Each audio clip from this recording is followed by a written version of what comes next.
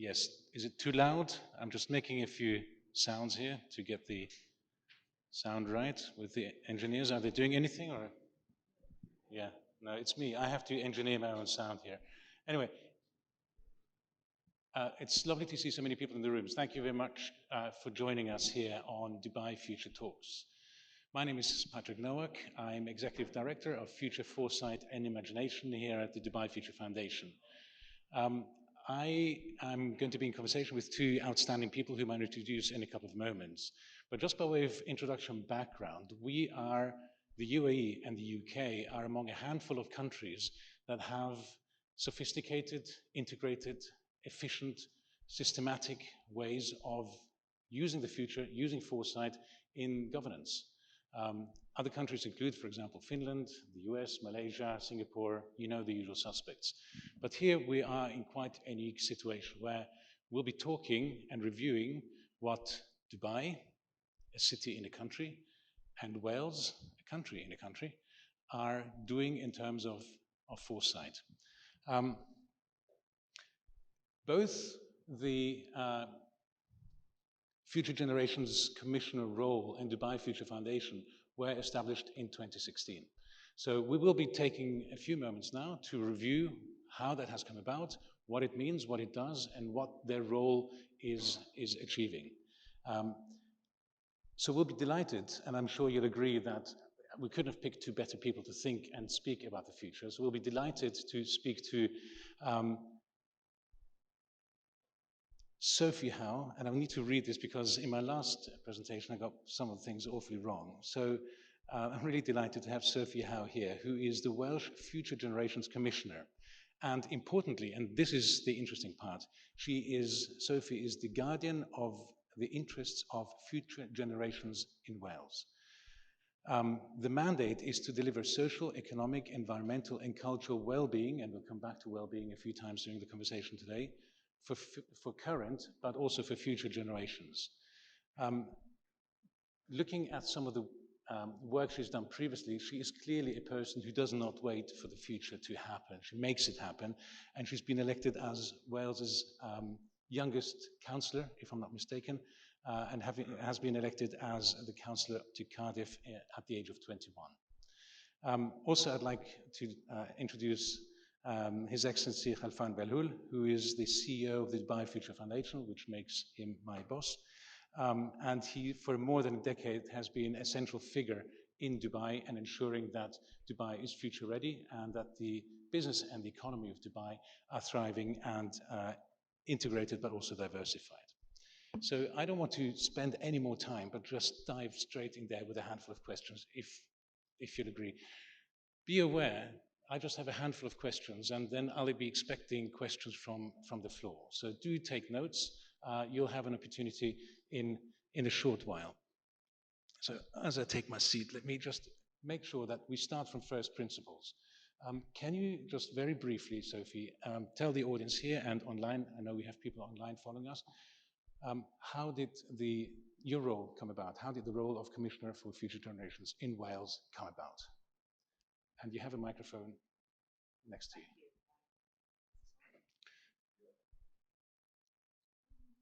I'll give you this and I'll have the other one. Thank you.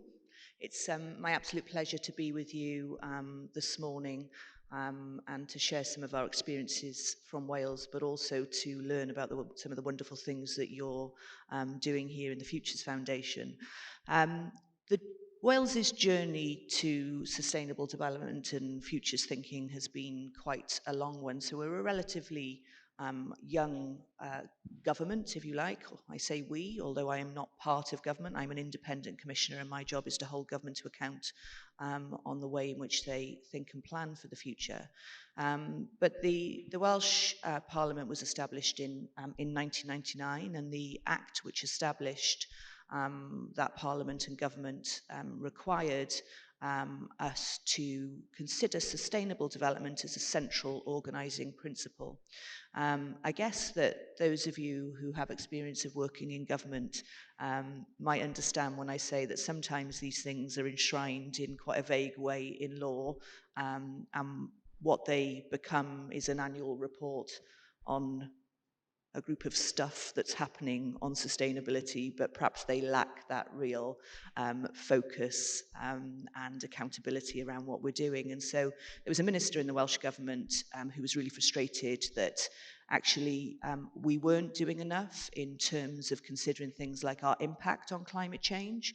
Wales is a small nation, but with a very strong industrial heritage. In fact, the first £1 million cheque for coal was signed in the world, was signed in Wales in exchange for coal from our South Wales valleys. And so we have that kind of responsibility in terms of our past, if you like, and we weren't thinking sustainably enough about the future. And so she wanted to enact a piece of law which would put some more specific requirements around those duties on sustainability. Interestingly, she managed to get a commitment into a political manifesto that we will legislate for sustainable development.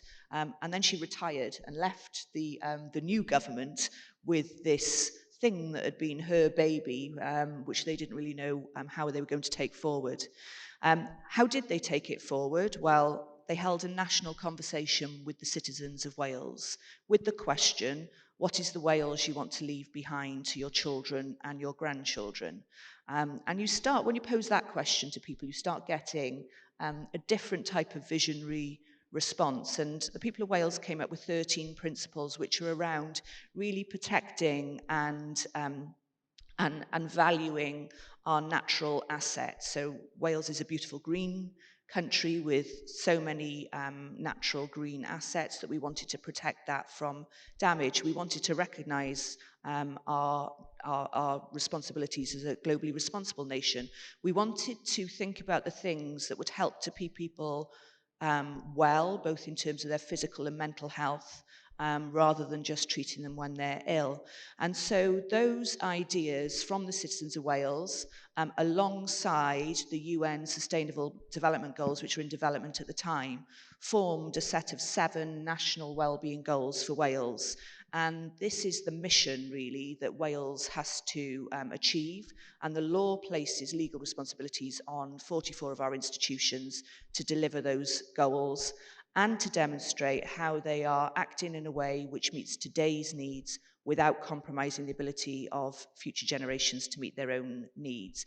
And it then establishes a Future Generations Commissioner. That's myself, independent of government. As you heard, my role is to be the guardian of the interests of future generations and to both advise and support government on how they reach these 7 long-term goals and to monitor, assess the progress that they're making. That's really helpful. Thank you. Khalfan, can I turn to you? Of course, we are in Dubai. People are familiar with the Dubai Future Foundation, but not everyone perhaps knows how it has come about, its origins, and its full mandate. Can you enlighten us on that, please? Absolutely. First of all, good morning, everyone. I'm obviously great to see everyone. I'm honored to share the panel with you, and ironically, I just came back from a session. I was on another panel today morning, and it was a women empowerment-driven content, even though the dialogue was very diverse, but we focused on women empowerment. So I'm honored to share a panel with the women today, and I see the majority as well. I think so, women, which makes us proud. And I'll leave you with one note regarding women empowerment. We all agreed in that session that even though statistically it has been proven that boards perform much better when the number of women is more. Numbers have proven that.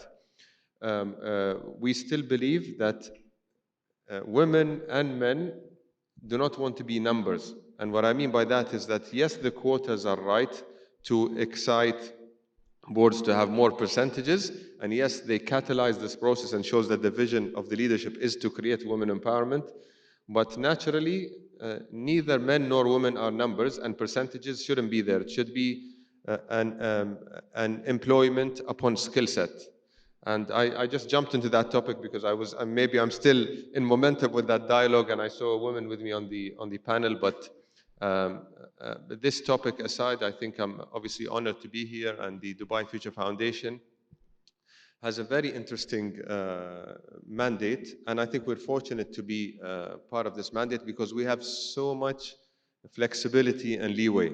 His Highness Sheikh Mohammed likes to call us the lab for Dubai. We continuously evolve. Now, the tricky part about the Dubai Future Foundation is that we're extremely agnostic. And we just had a discussion maybe on the side that the word future can be the future of anything. But obviously we cannot claim to know the future about everything. So there has to be a way where we narrow down our priorities and what we need to focus on. And this happens through dialogues like this. And it happens through extensive research. So our mandate is really to have constant dialogues around the year and then set a priority future agenda out of which we deploy projects that are relevant to those priority agendas. But what we've also realized is that policy change is important. We cannot stick to our previous regulations and policies if we want to thrive and drive the fourth industrial revolution. So we need to be close to what needs to happen, what needs to change. The beauty about that is that our leaders are close to us. They are willing to change and to disrupt. And I think maybe the best recipe of why Dubai Futures Foundation can succeed is because the drive of our leaders is driven by an entrepreneurial mindset. I'll just wrap up by saying that the formation of the UAE, as most of you know, in such a short period of time, not only Dubai, but the UAE, has been done through major bets and risky endeavors, some of which have succeeded and some haven't. But with that kind of mindset, and we're talking about pre-discovery of oil, and then the betting on airlines, the betting on logistical ports, the betting on buildings and skyscrapers, mistakes happened along the way, but without those bets, in those 50 years, Dubai wouldn't have reached where it is. And leveraging on that DNA, we try to replicate it at Dubai Future Foundation by looking at what is coming up next and what kind of bold bets we need to make. And through that, we do it through extensive research and then through project deployment as well. And lastly, I'll wrap up. One of our projects is obviously the Museum of the Future, which is one of the most tangible projects. And hopefully, upon opening, we'd love to have you all there join us, inshallah. Thank you. The notion of the future, the way you've just expressed it and the way we're talking about it now, is really to try to make sure that in the case of Dubai, it's perhaps the most desirable city to live in, the most livable city of the future. And in the case of Wales, you've articulated well-being very much as being at the core of almost accountability for government decisions. But well-being can be quite an elusive term sometimes. So how do you define it, and how do you make sure, how do you hold government to account to legislate and implement with well-being in mind? Yeah, really good question. And I think the beauty of our legislation is it combines a number of different concepts which are growing internationally. So there are governments like the UAE government who have this huge focus on futures. Finland has a parliamentary committee for the future. The North Korean parliament quite recently established something similar. And then you have governments where there's this big focus on well-being. So Iceland, New Zealand, this concept of well-being economics. And then a more newly emerging sphere, which is sort of overarching, is this concept around future generations. How do we take decisions in the interests of future generations? And the Welsh legislation actually brings all three of those concepts together. But you're absolutely right in terms of well-being. How do you pin that down? And it's why the difficulty in doing that. And there's a saying in the UK. I don't know if you guys have jelly here, maybe, but it's like pinning jelly to a wall. Imagine trying to, or jello to a wall. Imagine trying to do that sometimes. But actually, there have been developed quite a number of metrics now in terms of how you measure well-being. I think in the past, we have focused perhaps too much on harder measures. So even back to Robert Kennedy, who said the problem with GDP, which is what we often focus our measurements on, is it measures everything in life except that which makes life worthwhile.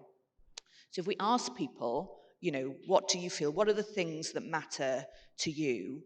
I doubt you would start with, it's how much money I earn, or it's how much taxes I pay. You would start with family. You would start with relationships. You would start with your health. You would start possibly with that feeling of you walk outside your home And do you get a sense of well-being, or do you get a sense of fear, or, you know, those sorts of things? It's those softer things. So in Wales, we have these 7 wellbeing goals, and attached to those 7 wellbeing goals are a set of 46 national indicators. So they're not perfect, because sometimes you can't, it's very difficult to measure the things that really matter. But some of them cover or are produced through a national survey. So they ask questions like, do you feel like there's a sense of community in the area that you live? Have you volunteered in the last 12 months? They also measure harder things like our emissions, air pollution levels. They measure things like the birth weight of babies, which is a really good indicator to future health. One of the really interesting things, I think, is you would think that in the last year with the pandemic that loneliness and isolation would have increased. In fact, in Wales, because a range of initiatives that we put in place as a response to our Wellbeing of Future Generations Act, loneliness and isolation, looking at the last set of indicators which came out a couple of weeks ago, actually decreased in Wales. And that's because we were focusing on some of the softer things. We were using arts and culture and our creative professionals to do things like dancing outside the care homes with older residents, like online storytelling events, all of these sorts of things. So I think that this concept of well-being, yes, it is about the softer things. It's not impossible to measure, but we also need to bear in mind that you know, we have to look at some of those softer measures rather than just hard things like GDP. I think it's interesting, the notion of, you know, the soft versus the hard measures, the more immediate future versus the longer term future. And Khalifa, coming to you, the notion of the future is quite a fluid notion, right? It's not a hard stop in the future. So it's dynamic, it's fluid. So what are the things that are of interest and you think will be of importance to the foundation and to you personally going forward? So what are the things that matter to you going forward? Or what are the things that might keep you up at night when you reflect on the future? So I think, I mean, first of all, I'll talk about a challenge because of what you've mentioned, and I'm sure I see many of our team members here, and this sounds probably like a broken record to them, but I'll tell you one of the biggest challenges, and it's relevant to one of our biggest projects, which is the Museum of the Future. So it's a museum for the future, in opposite to typical museums that present things from the past. And when you present things from the past, the value of your content appreciates with time. So if you have a painting or a sculpture or whatever display is valued X, is valued 10X in 10 years or less. The tricky part about the Museum of the Future is what's valued X today, it can be worthless in 6 months from now because it's not futuristic anymore and it's not relevant. And this creates a logistical and financial nightmare for us in the museum, because how can we constantly be future relevant, and how can we be financially sustainable logistically? How can we continuously relate to the future in the museum? So this definitely doesn't make us sleep at night on how we can manage this. But I think the most important thing, I've mentioned it maybe in my opening remarks, is to ensure that there's constant dialogues happening, because this will define what is a future that makes more sense with the continuous discussions that you have. And like I said, we do that through all the initiatives that we have, whether internal dialogues or external events that take place within the Dubai Future Foundation, to ensure that the endeavor that we go through is something that is somewhat mitigated, but at the same time we understand that the future will always have variables. So I think, and again, I'll wrap up by saying here that the toughest challenge for us is it's really hard to manage and quantify the future relevant impact for any initiative that we work on, because we will create the incubators, the accelerators, and we will come up with strategies and programs, but then we need to figure out a way internally is how future relevant this initiative was, and what return has it created? Because we're not financially driven as much as we are impact driven. And what future relevancy have the building an innovation ecosystem had created in sector introductions, in new industry introductions, in job creation? This is really the biggest challenge. The only tangible project that you can see is the Museum of the Future, and obviously it has its business model and revenue streams, and I hope it's financially sustainable as well. But the other projects, we really need to understand the metrics, and we have an internal metric that we call not the ROI, but the ROD, which is the return on Dubai. What kind of value are we creating from the projects that can create the impact that is expected from us? So I think the formulation of this is the biggest challenge. I'll use the Museum of the Future as a segue, because it's a great way, once it's open, for people from just off the street to walk in and to engage with the future and to think about the future. In Wales, how do you do that? How do you engage people? How do you make sure that people pay attention to the future and are engaged? But also let me follow that up with a slightly more challenging question. Policymaking is almost by definition about the future. So why do, I don't want to say why do so many organizations or governments not think so much about the future? So I'm not going to ask that. But what's your approach to try to convince other leaders to make sure that they think of the future? So the two ends, getting access to everyone to think about the future, but also influencing. Yeah. So our law sets out a few specific mechanisms where those conversations about the future need to happen. So the government itself has to produce a future trends report. It has to set milestones against our national wellbeing goals of, what are the targets that we wish to achieve these future goals. And all of that has to be done in conversation, and actually beyond in conversation. The duty in law is to involve citizens, and the word involve is different to engage,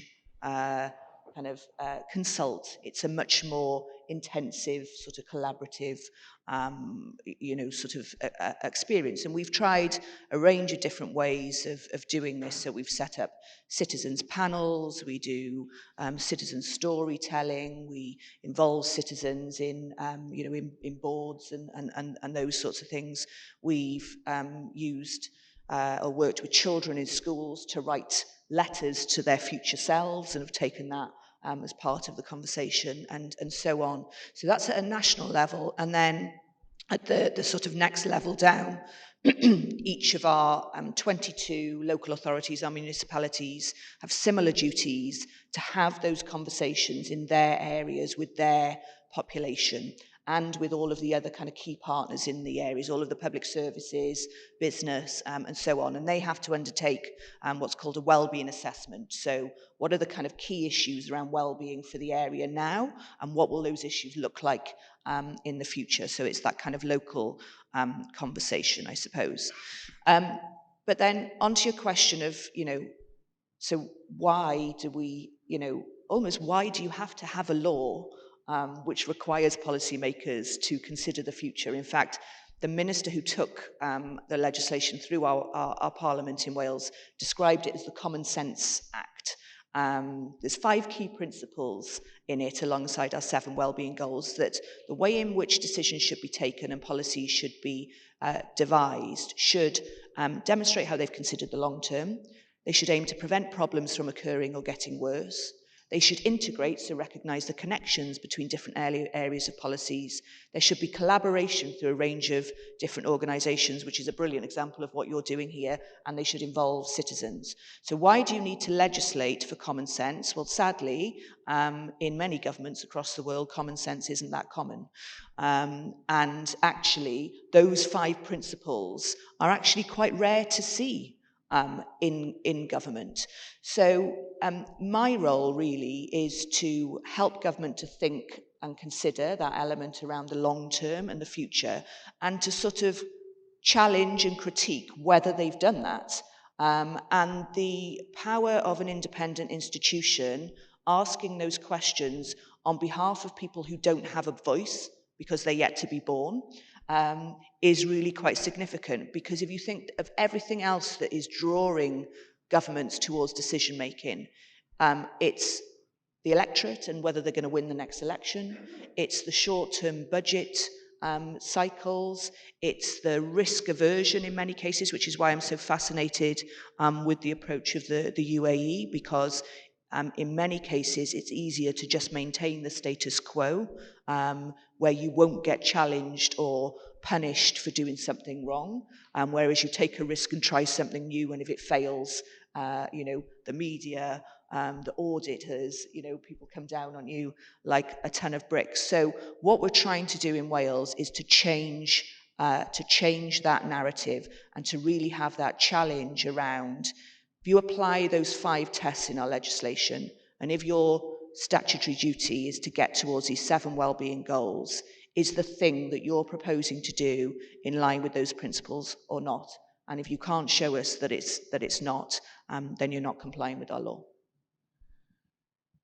Taking it to a global stage, Khalfan, you're off to the G20 quite soon. You're going to speak to a bunch of different kinds of people from around the world, and Dubai really is the future city of the world. It's been declared by one of the UN bodies as being the most resilient city coming out of COVID. Being future ready globally is almost a public good, right? So if we're all future ready, everyone will benefit. But we're almost as future ready as those who are least future ready. So how can you lift all boats? What is your conversation? What kinds of conversation are you going to be having with global leaders? Yeah, I think that's a great question, Patrick. I think, and the key learning and the blessing in disguise in all this is the pandemic that we've recently gone through.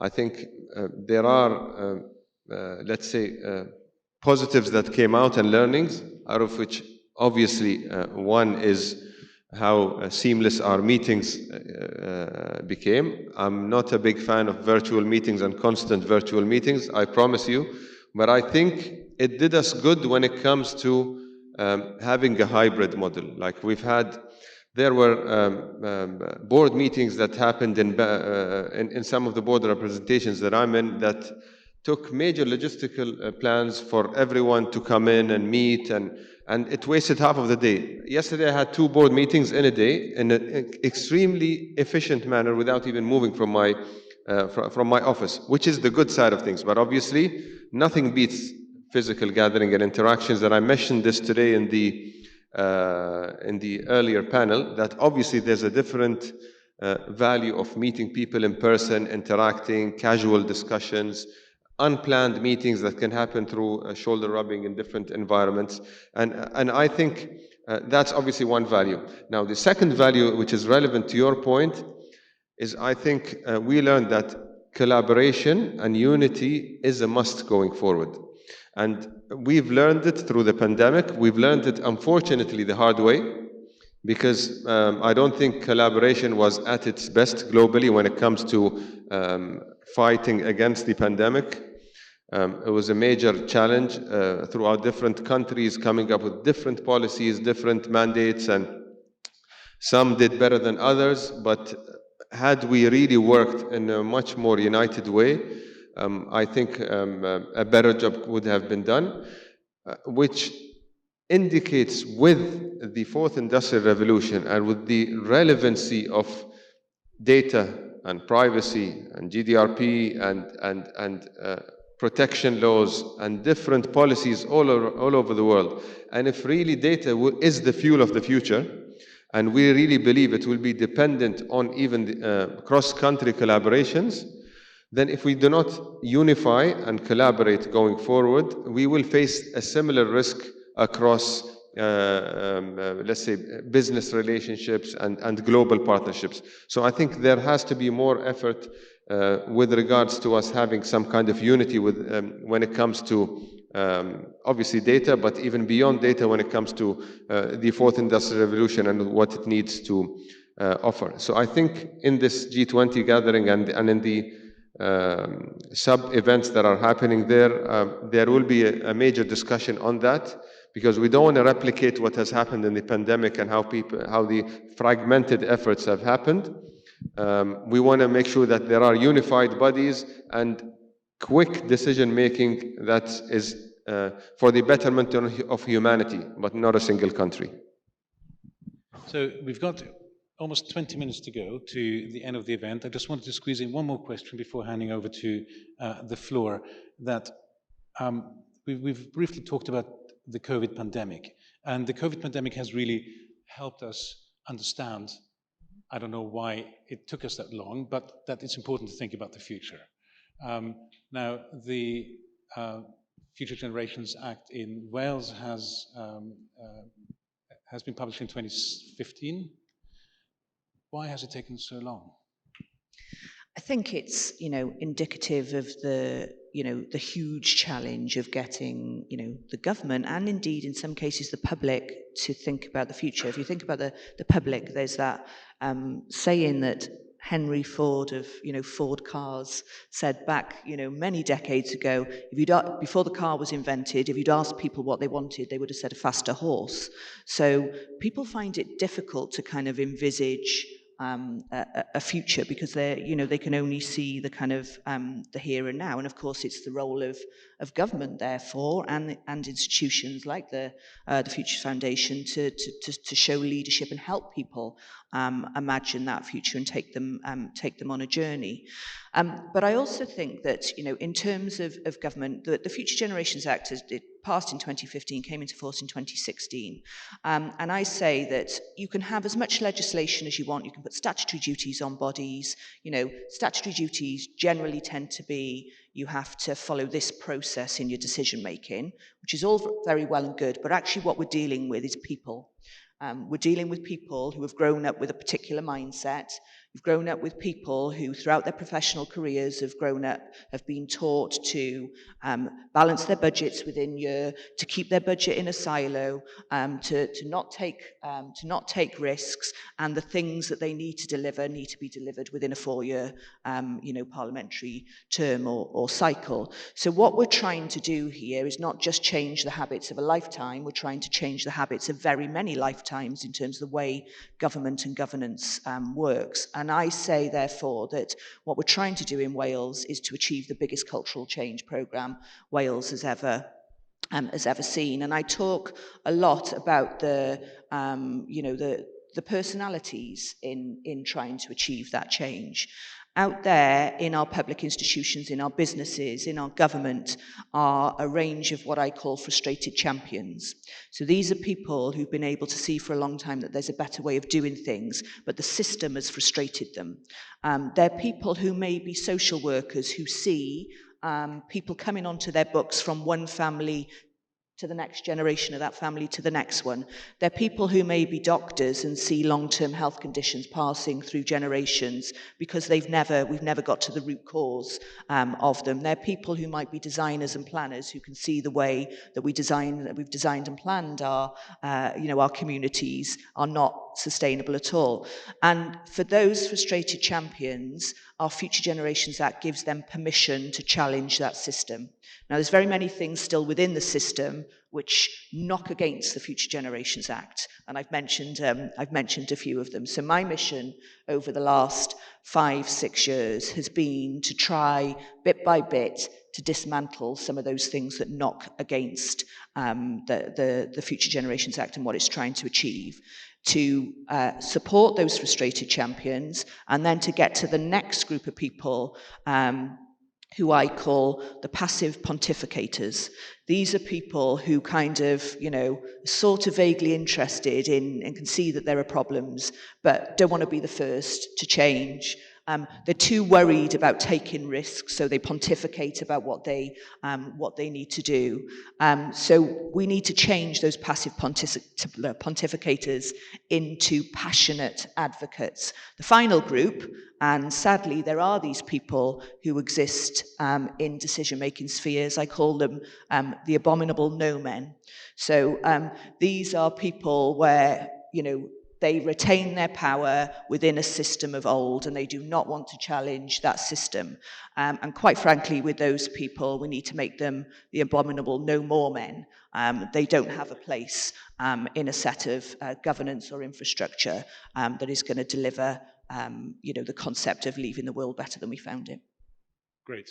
So right now, this is your opportunity to ask the questions you've always wanted to ask to the Welsh Commissioner for Future Generations and the CEO of the Dubai Future Foundation, and it's your opportunity not to be a passive pontificator. So, questions. Who would like to go? Marco, can you state your name, please, and where you're from? With the microphone, which is... Marco, you're not allowed to ask me. All right. I'm joking. Yeah, so Marco Villenius, I'm here as Dean of Dubai Future Academy, which is one of the initiatives of the foundation. And I happen to come from Finland, and I've been closely collaborating over the years with the Parliamentary Committee on the Future. And I have seen the struggles, but also the kind of strongholds that we have been able to build as a kind of a unit which overlooks the accountability of the governmental policies, which I heard also that is part of your job. Now, I see that there are sort of two sides of the coin here. The one is that this thing about, how do you bear responsibility that any of the major decisions can be something that you can look 20 years after, you see that, well, that's been something that has built something positive rather than some negative side effects. And you need to be able to kind of foresee these implication, consequences of your action, even if they are not immediate ones, even if they happen or second or third tier consequences. So that's one thing. And then the second thing is that if you want to place some real bold initiatives, how do you actually do that? Because obviously you need to have a sort of a buy-in from some, critical part of the network, so to say, or the stakeholders. And they are, in my work with the Committee of the Future, we have seen that the buy-in comes that they are early on as a part of the project, a part of the initiatives, and you need to find a kind of a common ground there. But that's much more easily said than done. But I would like to hear sort of your experiences and learnings now over the years that you have been working on this. So what are the sort of critical triggers that make things forward work, and the critical loopholes that you may fall at times? That was squarely aimed at you, Sophie. Yep, absolutely. And I think you're absolutely right in terms of your analysis of kind of how hard it is to move some of these things. I don't think that there is a silver bullet. If you do this one thing, you can get policymakers to think to the future. But I think that there are a few principles which certainly help to move them.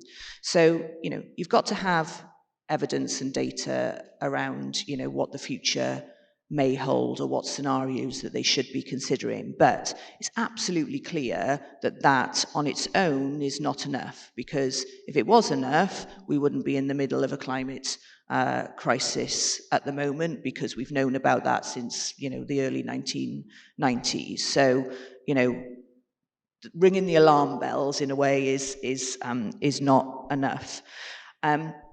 I think one of the key, although it's an important factor, I think one of the key elements really is how do you build a movement around a vision of the future, a kind of collective vision of the future. And I'm the first Future Generations Commissioner in Wales, and indeed the world. And I suppose, different people may do the job differently. Some commissioners may issue lots of reports and evidence and data, and I'm sure on future scenarios, and I'm sure that would be valid. But the approach that I've taken has been more to how do we build this movement with people in civic society, with NGOs, amongst the business community and so on, to find those frustrated champions, those people who are willing to envisage a better future, and you start building alliances. And when you start building alliances there, you have a pool of people who can influence policymakers, and a movement of an exciting vision of the future starts emerging. And then you can start the sort of building blocks around, okay, if this is our vision for the future, how do we then collaborate with key people, experts and so on, to start going beyond a vision for the future to actually saying, building the blocks of it. And I guess that's what you're doing here. You're trying to put the meat on the bone, if you like. And then the sort of final element, I think, is seizing the opportunities. And the point around COVID is exactly right. That has exposed our failure to, the failure of governments across the world really to consider the future adequately. Now, we're all surprised about COVID.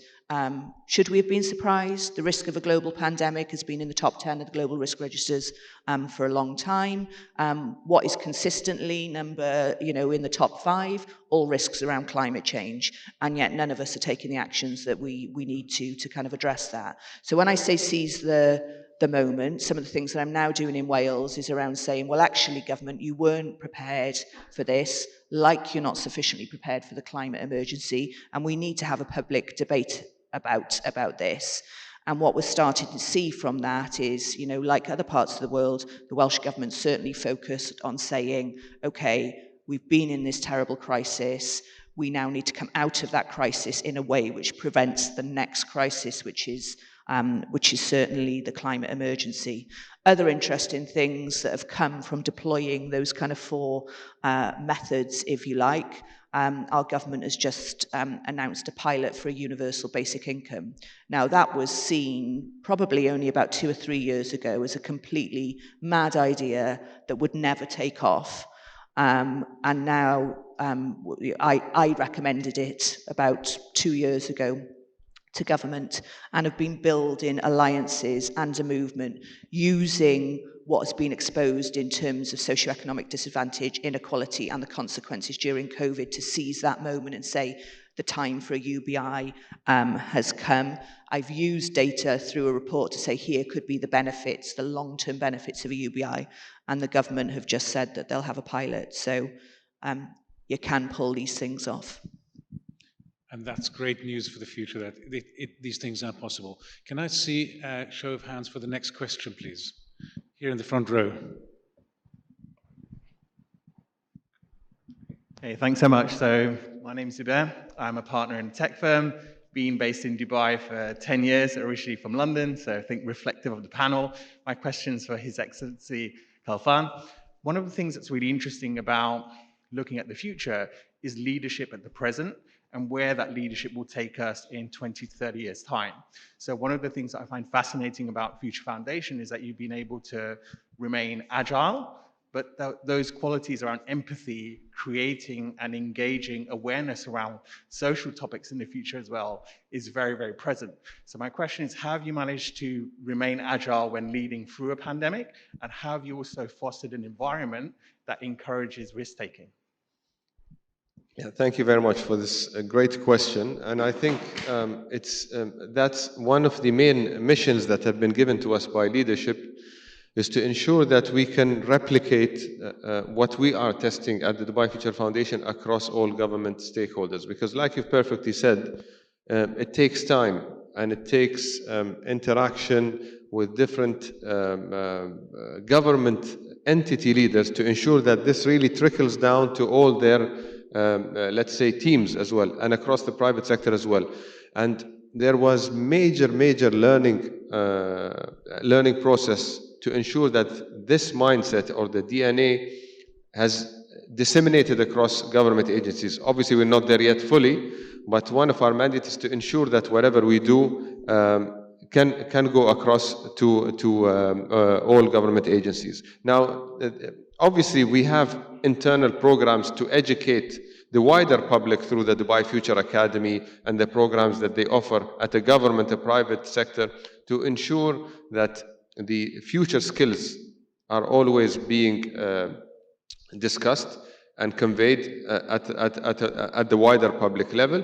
But at the same time, when it comes to government agencies, which I'll be very frank, can be tricky sometimes, and you do not blame them. I mean, the challenging news is that some of them are just used to it because simply this is how government agencies work. They're either risk averse or they don't want to go out of their comfort zone.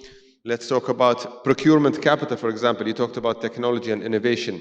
How do we widen the scope and become more inclusive to enable entrepreneurs and startups to get a piece of the pie when it comes to deploying procurement capital into innovation, into startups, into women founders, and to creating a wider ecosystem? This is an education and a process.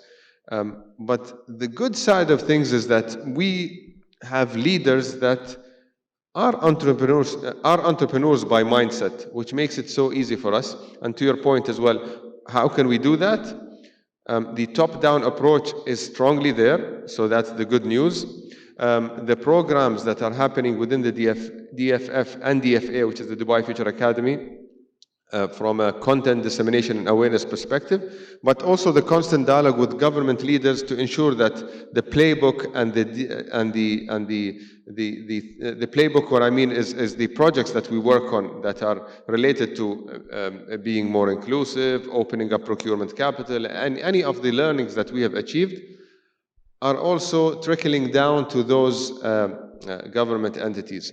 And without really mentioning some of our future projects, and I know the team knows about it, but we're also thinking of a metric on how to assess government agencies and how future-driven and future-relevant they are.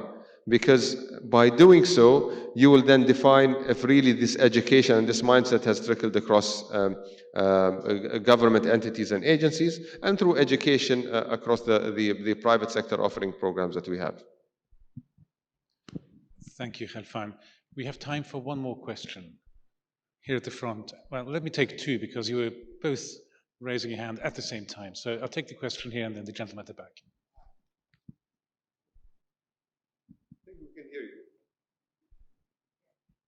Yes, Mike? Yeah. Okay. My name is Jean Maats. I'm a Libyan student at Advanced Studies. You represent a state. In the world we're looking at, the physical world is becoming less relevant. And certainly if we look out 20 to 50 years out, we're likely to be operating more and more in the metaverse or whatever alternative there is to the physical world. What are you doing to provide the unborn with mechanisms to interact more nimbly with the people of the rest of the world? I mean, most of us are going to be dealing with people outside our own country in that, you know, when we have to look for talent, it would be very rare that it's only in the territory we're living in. Places like Georgia, Azerbaijan, Estonia have experimented with providing identity to people outside their nation state. Is there something along those lines that you're helping future Welsh citizens with? Well, Wales, as a devolved nation, as part of the UK, does not have devolved competency and powers in terms of, immigration policy, foreign affairs, and those sorts of things. So we don't actually have the powers to do things like that. In the areas that we do have control over, education, for example, being a critical one, our Future Generations Act has just informed and influenced the change of a curriculum, the whole education curriculum in Wales. And there are a few key pillars within that curriculum now, which is just starting to be rolled out across Wales, which aim really to skill our children and young people up to be, citizens of the future. So the principles with which our education will be delivered in Wales are to create creative and enterprising young people and adults, ethical and ethically informed global citizens, healthy and active individuals, and this whole focus around creativity and the softer skills which are likely to be needed in the future is right through the curriculum as well. So that's a kind of fundamental change from the, rote learning and so on that perhaps has happened in the past. Now, that curriculum is rolling out up to age 14 at the moment. And one of the big challenges that I'm levelling to government now is from 14 onwards, where young people enter the exam phase of their life. All of those principles seem to drop off a cliff, because what then happens is they're taught to the test. And that is actually a big challenge for everyone internationally, because people are very precious about their exam systems. They have, credibility and so on in other parts of the world. And actually, I think there are very few exam systems across the world, perhaps other than in some of the Scandinavian countries, where those principles around, creativity, entrepreneurial skills, emotional intelligence, empathy, all of those skills that can be really important for the future are able to be adequately tested by sitting a 2-hour exam where you've basically got to regurgitate knowledge that you've learned over the last 2 years. So in those areas, we have a way to go. But I think the early parts of this curriculum reform in Wales places a good kind of pathway towards those changes which really need to come. And my role, I am and I will continue to challenge the government until we see some change there. Thank you. And so you have the last word if it's very quick.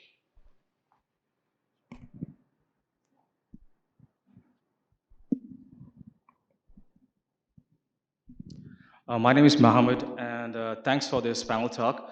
My first question is, some technologies like AI has potential to disrupt certain industries. Like, for example, I was using OpenAI, which is for AI for content writing. I was seeing how better it's getting every day. So if your objective is to create jobs, at the same time release this new technology, which has potential to destroy many jobs, which one would you choose and why? So an easy question to end with. Great question. So for me, that comes down to what are our fundamental values as a nation, as a society. And in Wales, we set those values out through our 7 long-term wellbeing goals, which actually go beyond GDP and take us towards thinking about the value of a person and of a society as not necessarily being about, the salary you can earn from particular jobs and those sorts of things, to some of those softer things. So I have a vision, which comes back to the point that I was making about a universal basic income and some other work that I'm doing around a reduced working week, set in the context of the fact that, the working week in the UK, 37 hours, has not changed in the last 100 years. It used to be a 6-day working week. It's now a 5-day working week at 37 hours.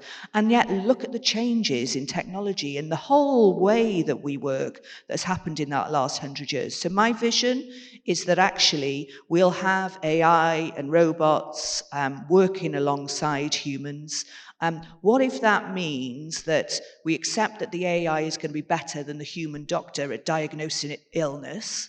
But actually, we then say to that human doctor, your mission is not necessarily to diagnose, the need for a knee replacement. It's to look holistically at what is going on in that person's life, because that's more likely to be effective at treating them holistically and keeping them well. And by the way, whilst you're doing that, you probably only need to do that for 3 days rather than 5. So we might supplement your income with a universal basic income, and we'll accept that you'll only be working 3 days rather than 5, And in the 2 days that you've now got spare, we'll want you to be a part in your community of caring for an ageing population. We'll want you to be able to walk your kids to school instead of drive them because you've got the time and the capacity to do that. We'll want you to be cooking healthy, locally sourced meals because you've got the time to do that. And I think that comes down to this value system of really valuing well-being for the long term and the softer things in life, and the importance that that actually brings to some of those hard metrics like life expectancy, like prosperity, like carbon emissions, and so on. Thank you so much. Unless there are any final words, Khalifa, any final thoughts from your side? I think maybe just to wrap up, I cannot agree more with what has been mentioned, and I think the key takeaway, even though we work in a future mandate, and maybe whenever we mention future, people talk about robots, AI, and the challenges that will happen. But I think we always say it, and again, the human has been part of the past, the human is part of the present, and the human is part of the future. And I think adaptation is key. And we have done this as humans throughout the evolvence of all industrial revolutions, whether it was the introduction of elevators when there was a human controlling the elevators until humans felt comfortable not being in an elevator, through the advancement of airplanes and the comfort in them. With the involvement of AI and robotics and machine learning, it's inevitable that we need to adapt. It's inevitable that we focus on what Sophie has mentioned, on the skill sets required for the future. And I think the human will no doubt be always the core, and without even maybe revealing much about the Museum of the Future, but there's major emphasis through our projects, including the museum, that its future is not only about technology and about the things that people talk about. The human and things related to the human, the senses, the feelings, the emotions, the analytical skills, the social skills, the creative skills are the biggest drivers of the future. And those are what are going to take us forward beyond the fourth industrial revolution. So adaptation is key. Thank you so much. So I've learned a lot during this hour in conversation with both of you. I've taken down some key words. We talked extensively about risk, about a little bit about universal basic income, about values, well-being, innovation, future generations, education, and my new favorite word, passive pontificators. I would like to thank everyone who has made the time to join us here this morning in conversation, to have come here and to have joined us also online. I'd like to acknowledge and thank Sophie's team, who've been instrumental in pulling this together, as well as our marketing and digital team. So thank you very much. And of course, thank you so much to our speakers for coming and making the time. So thank you so much, Sophie Howe. Thank you so much, Khalfan Belhoul. This closes the session. Thank you.